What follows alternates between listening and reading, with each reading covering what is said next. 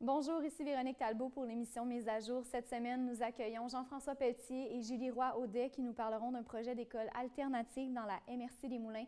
Également, Alexandre Désy viendra nous entretenir du projet Pères en action de la table régionale des organismes communautaires Famille de la Naudière.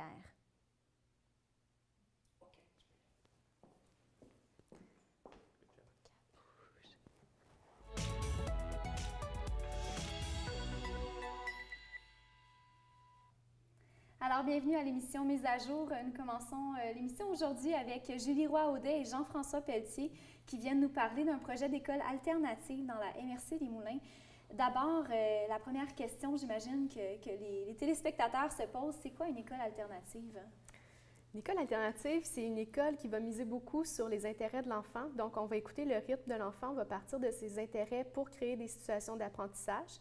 C'est une école où l'enfant va pouvoir partir de ses projets puis faire ce qu'on appelle l'auto-formation assistée. Donc, l'enseignant, au lieu de donner de la matière dans des cours magistraux, va être amené à guider l'élève dans son cheminement. J'imagine que pour penser instaurer un tel projet dans la MRC, il devait y avoir quelque chose peut-être dans les écoles régulières que vous aimiez moins parce que, bon, vous avez des enfants qui vont éventuellement aller à l'école. L'école alternative n'est pas contre l'école traditionnelle régulière qu'on connaît aujourd'hui. C'est beaucoup plus d'offrir une alternative, le nom l'indique, c'est d'offrir un choix aux parents qui voudraient avoir un enseignement un peu différent pour leurs enfants, qui voudraient aussi beaucoup s'impliquer dans l'enseignement et dans l'éducation de leurs enfants au niveau de l'école. C'est un volet très important des écoles alternatives. L'implication du parent est un peu exigée, de cette façon, elle est très, très, très favorisée. Donc, le parent est un co-éducateur dans la classe, dans les projets, dans les comités d'école. C'est un volet quand même assez important qui est un peu plus difficile de faire, disons, dans une école traditionnelle où l'implication du parent est davantage à la maison et n'est pas nécessairement à l'école. Il y a un réseau qui est quand même bien implanté au Québec. D'ailleurs, il y a une école alternative à Repentigny, si je ne me trompe pas. Tout à fait. Comment s'est arrivée la mobilisation dans la MRC des Moulins pour faire naître un projet comme ça? En fait, c'est un peu, ça s'est cousu un peu de fil en aiguille. Il y a des gens qui se sont parlé. Moi, avec ma femme et avec d'autres, on avait essayé de commencer quelque chose. Julie, avec une autre amie, Véronique, qui est également sur le comité, qu'ils avaient essayé d'amorcer un peu de leur côté. Puis, en force d'en parler, on s'est rassemblés, on a formé un petit comité fondateur. Puis, on a commencé à essayer de publiciser notre projet le plus possible. En fait, c'est un peu notre gros enjeu présentement, c'est de publiciser notre projet pour aller essayer un peu de voir les parents qui seraient intéressés, d'essayer de recenser un peu les enfants qu'on pourrait avoir dans une école potentielle et pouvoir arriver devant la commission scolaire des affluents et leur dire, écoutez, voici la demande, voici la grande quantité d'enfants qui seraient intéressés à avoir une école dans la MRC des Moulins. Ça me fait un peu nous donner un peu de poids à nos actions, dans le fond. Là. Vous parlez de quantité de parents d'enfants qui pourraient être intéressés par ça. Ça fait déjà plusieurs mois que vous avez entamé vos actions. Est-ce que vous le voyez dans vos réunions d'information sur le terrain qu'il y a un intérêt dans la région? Assurément, assurément. On a fait une première vraie soirée d'information il y a 2 semaines, un lundi soir à la boutique comment elle s'appelle? La boutique responsable Un Monde à Vie. Un Monde à Vie, Un Monde à merci, Vie. blanc de mémoire. Et ça a été au-delà de nos espérances. Là, on n'avait même pas assez de place assise tellement il y avait de parents qui étaient présents. Donc, on recense présentement environ à peu près 140 enfants déjà intéressés. Puis là, on débute une vraie grande campagne de recrutement pour les 5 prochaines semaines qui vont se terminer à nouveau le 7 décembre par une autre séance d'information pour les parents. Donc, on veut essayer de faire le plus possible connaître notre projet à travers les médias en partie, ou également à travers les médias sociaux. On est sur Facebook, sur Twitter, site Internet. Donc, c'est notre gros enjeu présentement là, de faire connaître notre projet. D'ailleurs, on va présenter vos coordonnées, le site Internet également, là, au bas de l'écran pour les gens qui sont intéressés à aller obtenir plus d'informations. On est actuellement en campagne électorale scolaire. Vous avez interpellé les 2 présidents, en fait, les 2 candidats à la présidence de la commission scolaire des affluents qui se sont quand même montrés ouverts à un projet d'école alternative. J'imagine que ça vous a encouragé pour la suite des choses. Oui. Nous, c'est ça, on est apolitique, on est heureux de recevoir les réponses, puis on va travailler avec l'équipe qui va être élue, mais oui, on était content que la réponse soit favorable. Pour les gens qui se questionnent, le cheminement de l'enfant, est-ce qu'il se fait sur une même période de temps que dans une école régulière? Est-ce qu'au terme de ses études primaires, il va pouvoir entrer à l'école secondaire comme n'importe quel enfant? Tout à fait, c'est les mêmes examens. En fait, cette école-là fait partie, c'est important de le dire, ça fait partie de la commission scolaire. Donc, c'est le même ministère qui va donner les mêmes examens en 6e année. Donc, les enfants passent tous les mêmes épreuves et ils les réussissent aussi bien que les enfants qui sont dans une école régulière. La différence, ils vont avoir 7 ans, donc le préscolaire plus les 6 années du primaire pour faire leurs apprentissages. Donc, on ne définit pas à chaque étape ce qui doit être su. C'est vraiment vu comme un processus à plus long terme. Puis vous mettez de l'avant aussi beaucoup l'autonomie de l'enfant en tant que tel. Comment vous faites ça? Bien, en fait, l'autonomie de l'enfant est extrêmement importante, en effet. On mise là-dessus. On croit que, bien entendu, c'est une autonomie en fonction aussi de l'âge de l'enfant. On ne peut pas offrir la même autonomie à un enfant de 7 ans qu'un enfant de 12 ans. Mais beaucoup de méthodes utilisées par l'enseignant sont associées, par exemple, à des projets, soit des projets d'équipe, des projets individuels, mais essayer de lui permettre également de préparer son propre horaire dans la semaine, par exemple. L'enseignant s'assoit avec les enfants au début de la semaine, par exemple, et vous dit « OK, qu'est-ce que vous avez envie de faire cette semaine? Comment on place notre horaire? » Bien entendu, l'enseignant a également certaines choses à fixer lui-même un peu, ou encore là, dépendant de l'âge de l'enfant, à quel point il est obligé de l'aider, ou non, il peut le laisser lousse.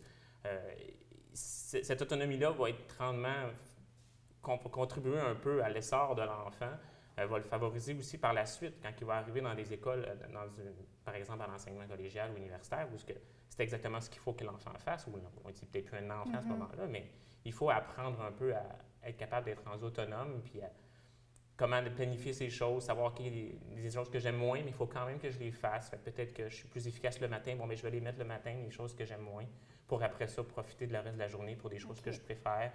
C'est un petit peu ces éléments-là, c'est plus des qualités qu'on veut faire adopter chez l'enfant qui sort un peu du cadre académique traditionnel, disons.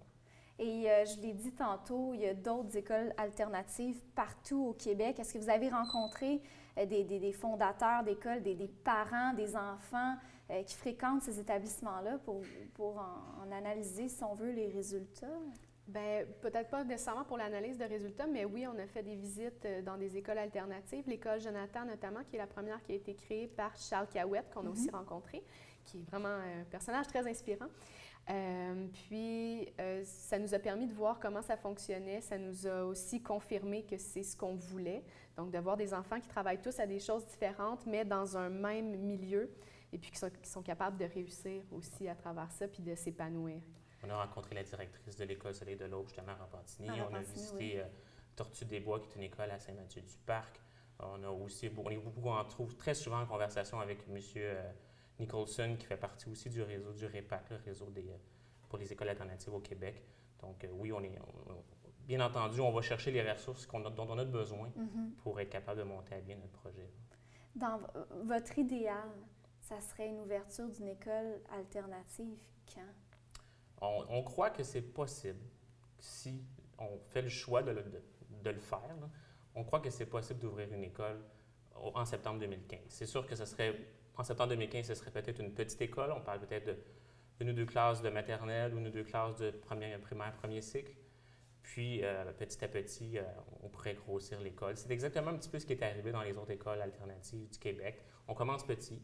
Puis, bien souvent, on commence plus au début du primaire, soit la maternelle et le premier cycle. Puis, ces enfants-là vieillissent dans l'école et il y en a d'autres qui rentrent. Et l'école se grossit, et ainsi de suite, dans les années qui suivent. Ça serait dans un établissement existant ou ça serait… Il y a beaucoup de démarches qui se restent à ce niveau-là encore.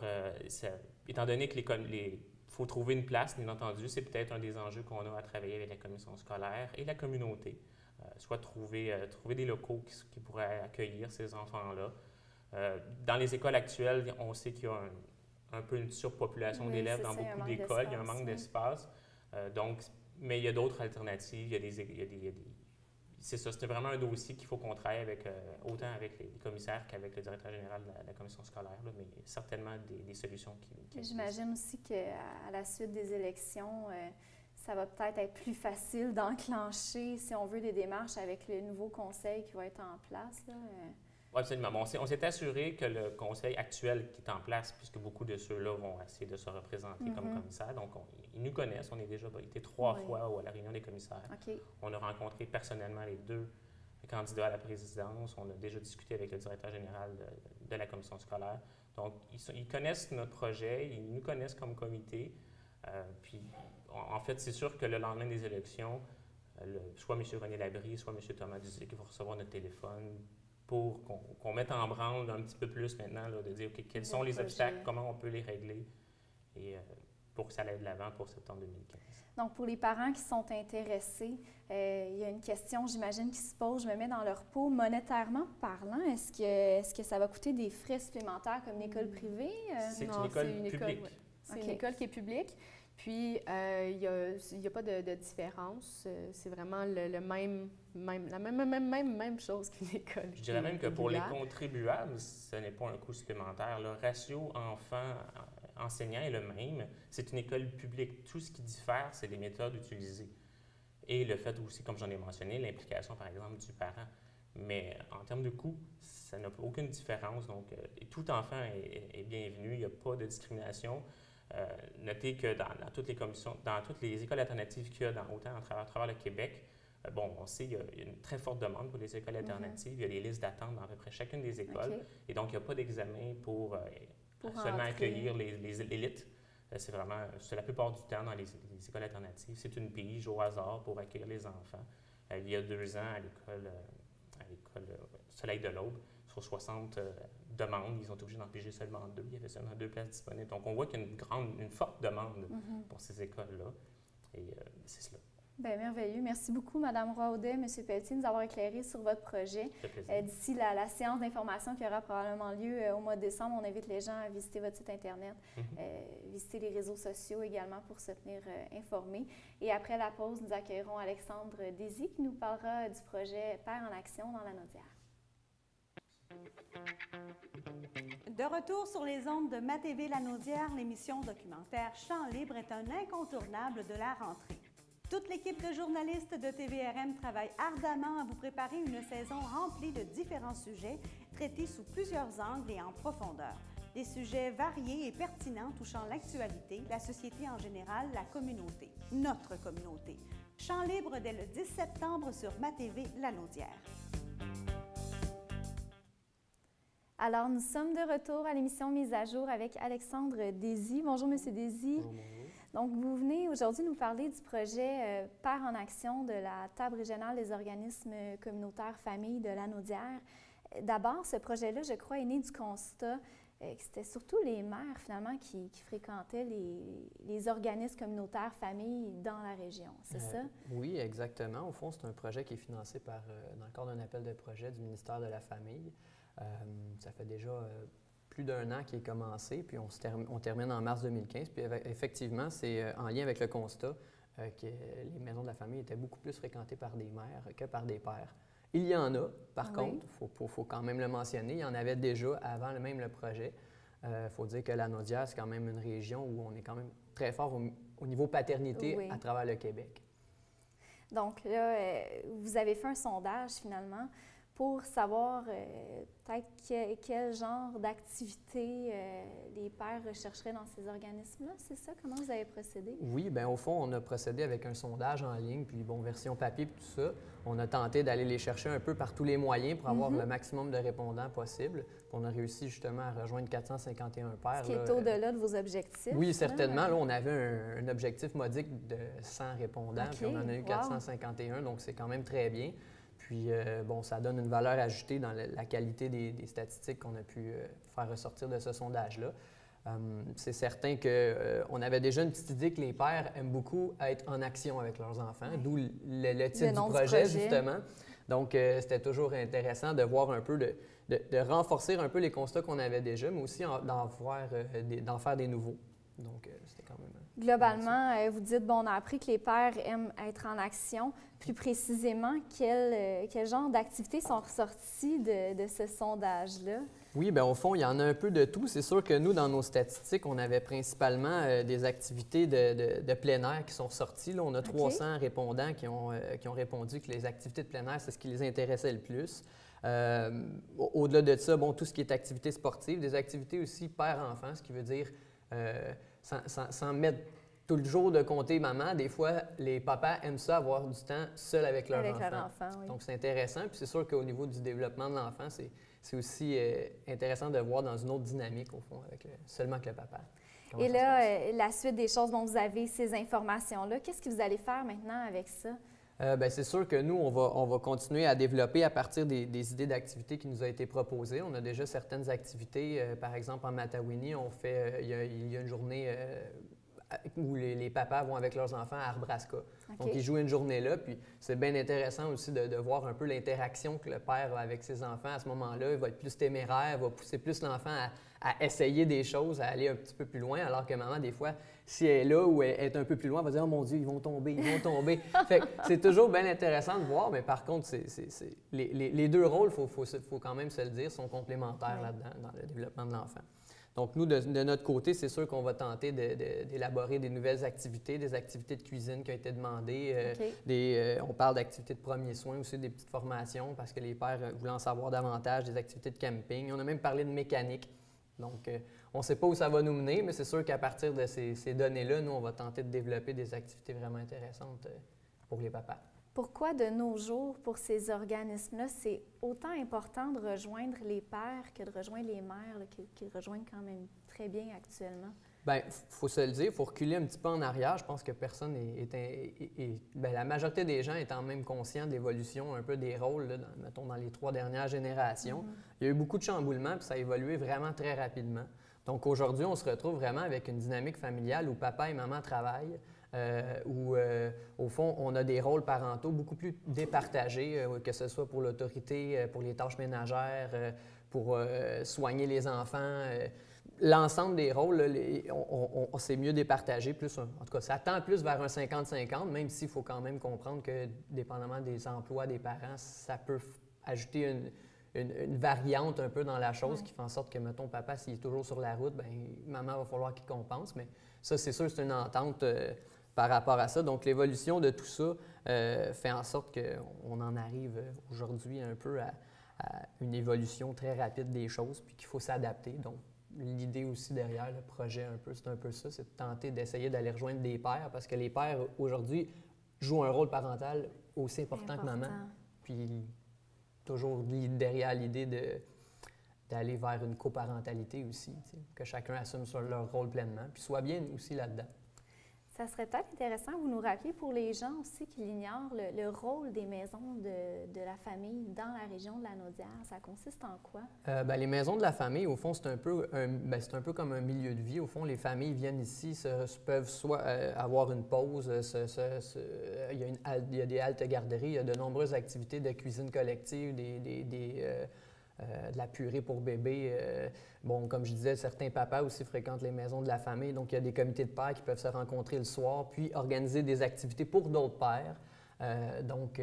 C'est ça, mais on parle vraiment d'un milieu de vie où les familles sont invitées à fréquenter très grandement. Puis c'est très accueillant aussi comme milieu. Donc, Puis il y en a dans toutes les MRC de la région? Oui, exactement. Il y en a minimalement une dans chacune des MRC de la région. Pour ce qui est de la MRC des Moulins, il y a le Carrefour familial des Moulins, puis il y a Par Enfant Mascouche qui vient tout juste de réouvrir ses portes. C'est très récent, là, puis c'est super bien, très bien éclairé. Donc, c'est sûr qu'on va avoir un accueil très chaleureux dans les deux cas. Je me porte garant de ça c'est certain. On est dans un contexte d'austérité au Québec. Il y a des coupures. Vous, quel impact ça a sur les activités présentement en cours dans les maisons de la famille, mais aussi pour ce qui est des projets, dont celui-là que vous voulez mener à terme éventuellement? C'est ça. Pour ce qui est du projet Père en action, si on parle vraiment du contexte politique de la chose, bien, actuellement, le projet Père en action est financé par le ministère de la Famille. Donc, nous, nos fonds ne sont pas retenus, nos fonds sont déposés. On devrait se rendre jusqu'en mars 2015. Parfait. Ce qui se passe, par contre, pour les maisons de la famille, c'est sûr qu'on est dans un contexte où la majorité des organismes communautaires sont autonomes, en tout cas, demandent plus de financement. On vient de passer la semaine, justement, de l'action communautaire autonome tout récemment. Donc, c'est sûr que le milieu de la famille n'est pas indifférent à ça, puis il se joint aussi à la voix du milieu communautaire pour tenter de faire bouger des choses. Puis c'est sûr qu'il y a énormément de projets en lien avec les maisons de la famille. On parle ici, la Troc Eiffel a 14 membres dans la région de la Naudière. Okay. Puis là, si je ne me trompe pas, puis on a 11 partenaires dans le projet Père en action, mais dans toutes ces maisons de la famille-là, il y a un impact. Là. Il y a un impact, il y a différents projets qui sont financés par différents paliers de gouvernement. Puis automatiquement, c'est sûr que ça a une incidence sur l'argent. On parle de couper les haltes garderies en maison de la famille. Oui. Donc, au final, ça touche les maisons de la famille, le milieu communautaire, mais plus encore, ça va toucher, au bout du compte, monsieur et madame tout le monde. Les familles, les gens dans le besoin. Vos membres rejoignent à peu près combien de familles par année? Est-ce que vous savez? Oh, ça, c'est une excellente question, puisque je n'ai pas ces chiffres-là avec moi. Par contre, je sais que dans le cadre de Pères en action, justement, on avait 451 pères dans l'échantillonnage, puis on rejoignait indirectement 727 enfants. Puis là, on parle d'un projet à 11 maisons de la famille. Donc, c'est sûr que si on fait le topo, ça serait d'ailleurs intéressant peut-être de se pencher là-dessus, ou je pourrais peut-être en parler avec la présidente de la Troc Eiffel, Manon Pagette, pour essayer d'évaluer un peu à combien de familles on pourrait desservir dans la Naudière, mais très certainement plusieurs nombres, au moins dans les 3 chiffres, ça c'est certain. Bien, je vous remercie, M. Désy, d'avoir été avec nous, de nous avoir éclairé sur votre projet. Pour les pères qui sont à notre écoute, j'imagine que les organismes, les maisons de la famille de leur territoire vont les tenir informés sur les nouvelles activités qui vont éventuellement voir le jour. Oui, certainement. On tente le plus possible de se connecter aussi aux réseaux sociaux. On est un peu à l'ère de ça, il faut se le dire. Donc, c'est sûr que la majorité des maisons de la famille sont sur les réseaux sociaux. Puis plus encore, il y a le site aussi www.troceiffel.org qui va être nouvellement mis en ligne avec des nouvelles activités. On va avoir un calendrier interactif montrant un peu les activités qui se déroulent à travers les maisons de la famille. Puis on invite les papas à y aller grandement. Puis les mamans aussi, bien sûr. Oui.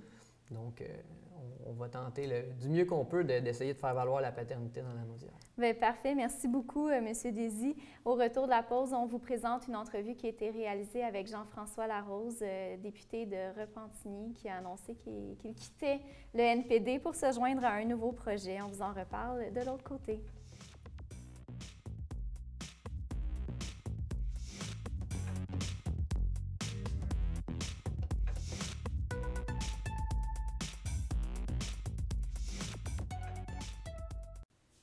Alors, sur la scène fédérale, maintenant, on apprenait récemment que le député Jean-François Larose, qui avait été élu pour le NPD dans Repentigny il y a 3 ans, décidait de se joindre à l'indépendant Jean-François Fortin pour la fondation, la création d'un nouveau parti. TVRM l'a rencontré pour connaître ses motivations.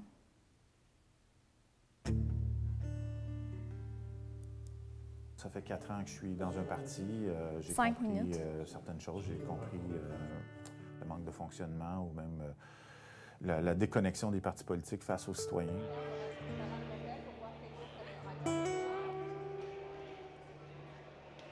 Les promesses qui avaient été données par Jack Layton au début, c'était une vision que j'adorais. Cette vision-là, évidemment, quand il est décédé, n'était plus là. C'est normal, il y a une évolution qui se fait. Une centralisation des partis, moi j'appelais ça un 90 secondes de gloire où on était écouté. C'est à peu près les seuls moments. Donc, ça devient excessivement difficile de faire son travail. Quand on devient un numéro en tant que député, mais pourtant on représente plus de 100 000 personnes, comme dans mon comté, dans ma circonscription, c'est pas normal. Les citoyens méritent d'être plus que des numéros, méritent des résultats, donc nécessairement.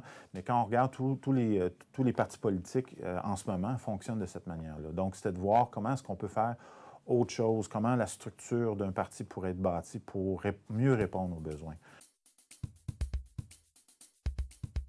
Pour nous, ce qui est important, c'est de faire en sorte que les citoyens ne sont plus des spectateurs, mais qu'ils puissent être participatifs, qu'ils puissent intervenir directement dans leur avenir. Donc, la dynamique du parti, la nouvelle dynamique qu'on propose sur la table, c'est celui justement qu'à tous les niveaux, que ce soit à Ottawa, que ce soit au sein même du parti et que ce soit dans la participation directement des régions, les citoyens puissent intervenir. C'est une collaboration aussi de députés. Les députés élus sont écoutés. Le chef représente la voix des députés, donc, et non pas une imposition. Donc, on met beaucoup d'accent sur une dynamique qui est du bas vers le haut et non pas du haut vers le bas. L'idée ici, c'est de faire en sorte que tous les programmes fédéraux soient directement accessibles aux citoyens, exemple. D'écouter le fait que les citoyens nous disent régulièrement qu'ils sont insatisfaits, non pas juste de l'accessibilité, mais la manière que les programmes sont bâtis, où ils deviennent des numéros. Notre vision, ce qui est mis sur la table, c'est de faire en sorte justement que les programmes soient directement accessibles et non pas juste au niveau de donner ça à une agence locale pour que les gens puissent y avoir plus accès, mais qu'ils puissent aussi intervenir directement dans le processus décisionnel. Donc, on s'entend que les citoyens qui vivent des problèmes ont aussi des solutions, puis rarement est-ce qu'ils sont écoutés. Donc, dans ce cas-ci, ça serait de leur donner l'opportunité de siéger avec le député, avec l'agence, puis de prendre le temps, autant les acteurs que les citoyens, de regarder exactement ce qu'on a besoin dans la région.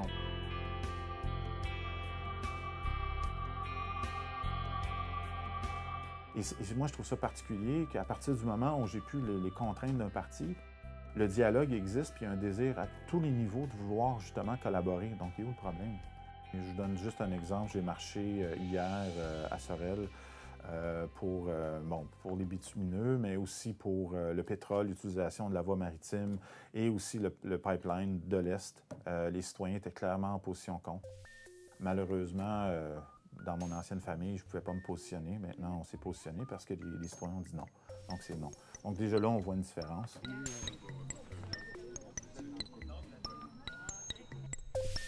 Ça vient rejoindre mes valeurs de dire, bien là, il faut donner le pouvoir aux citoyens. Il faut faire en sorte qu'on arrête d'être des spectateurs.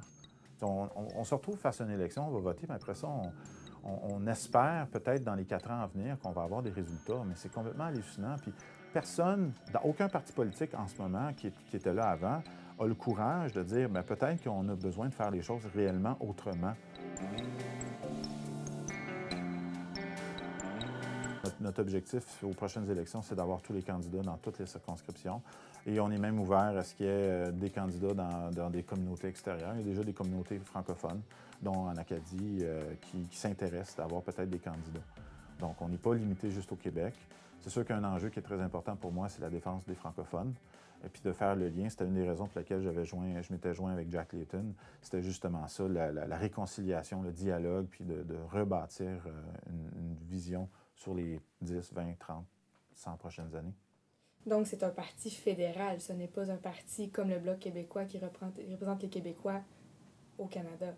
Bon, on représente les Québécois au Canada, au même titre que quand j'ai eu des entrevues avec les gens anglophones, ce que j'ai dit, c'est s'il y avait 2 députés de l'Ontario qui avaient décidé de partir le parti puis qui diraient que leur priorité, pour commencer, c'est de défendre l'Ontario, on comprendrait. On est des députés québécois et notre préoccupation, moi je suis très nationaliste, c'est de défendre le Québec. Mais est-ce que c'est inclusif? Est-ce que toutes les régions du Canada embarquent parce que c'est une décentralisation et c'est dans l'intérêt public? Absolument. On n'est pas... pour moi, je crois à la réconciliation. Il faut travailler ensemble, ça nous donne de la force. Mais ma préoccupation première, c'est les régions du Québec, ça, c'est certain.